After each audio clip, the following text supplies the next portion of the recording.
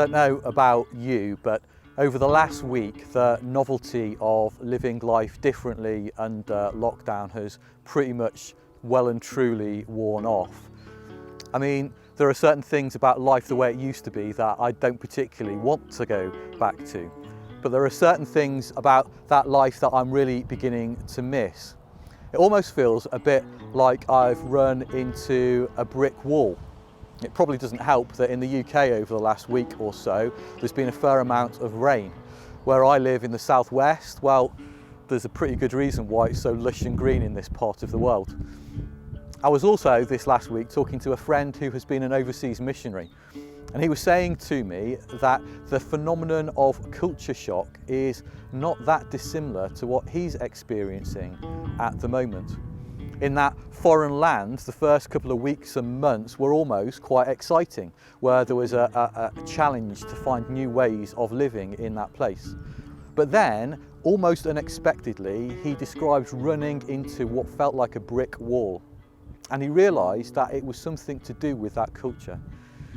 He couldn't necessarily go back to what had been familiar with him before, but equally the wall in front of him seemed impenetrable.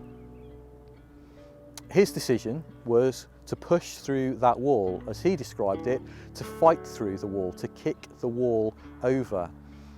And I wonder whether that sense of perseverance, that sense of pushing through the walls that we're facing, is what God might be trying to say to some of us in these days.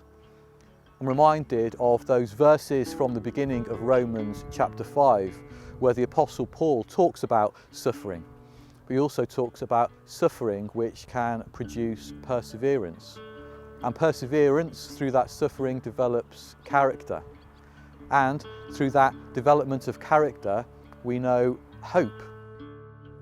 I wonder whether at the moment God calls us to persevere.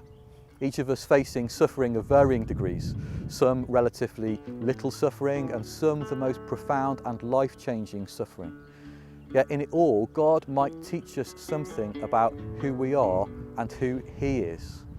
That in these difficult times, we lean closer onto God.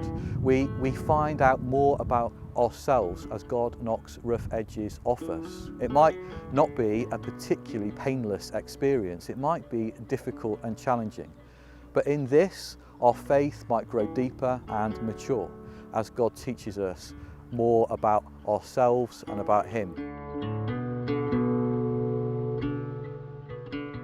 He's also called us to be part of His church and to have others with us that can help us to push through the walls that we're facing. I think in these days I've recognised that it's so easy not just to church surf but literally to channel hop. Particularly with live streams, you could have dipped in and out of 3, 4, 5 different services across the world on any given Sunday morning. That does not define us as being part of God's church. Attending services never has. What defines us as being part of God's church is having a relationship with Him, being in close relationship with others in a local church, and being part of God's mission in this world. That's what defines us as being part of the Church of Jesus Christ. So my encouragement to you, and I say this to myself as well, is to be an active part in those church communities more than we ever have before. Look, if you're not facing a wall this week, then almost certainly someone in your church is. They need you to walk with them, to help them to kick through that wall that they are facing in these days. And absolutely assuredly, you will face walls in the future that you will need others to walk with you, to help you to get through as well. Let's be committed to Jesus first and foremost, committed to each other in His church, and continue to be committed to the mission of God in this world.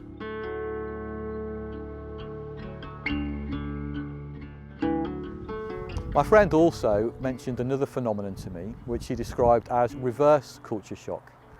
You see, when he came back from overseas, he expected everything to be like it was before. He expected to feel at home, comfortable. His experience was almost the opposite.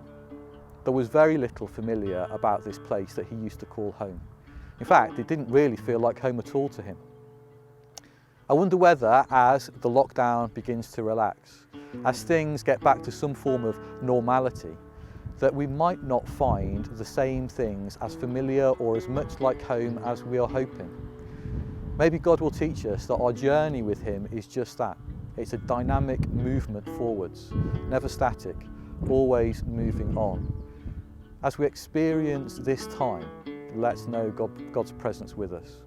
Just as we've known rain in the UK in the last week, we've also seen some spectacular rainbows. Let's know that the promises of God are for us in these days as in every day. And together, with his help, let's push through the walls that we're facing and recognise that we will draw closer to God if we choose to in these days as we do so. I'm going to pray. Heavenly Father, some of us feel like we are facing a few brick walls. Lord, you know exactly what's going on inside of us, probably better than we know ourselves. But Lord, in these times where to one degree or another we might describe it as suffering, Father, help us to recognise that in this you might teach us something about ourselves. And Lord, help us through that, God, to have our characters be ever more developed so that Jesus, we are more like you. And God, in that process, may we experience your hope. Lord, the hope of salvation in the present. Lord, the hope of an eternity with you. God, help us to be assured of those things in these days. Lord, that for all of us, we might know your presence with us and know your promises are true for us today, as they were yesterday, as they will be tomorrow. Amen. God bless you as you push through some of the walls that you're facing in these weeks ahead.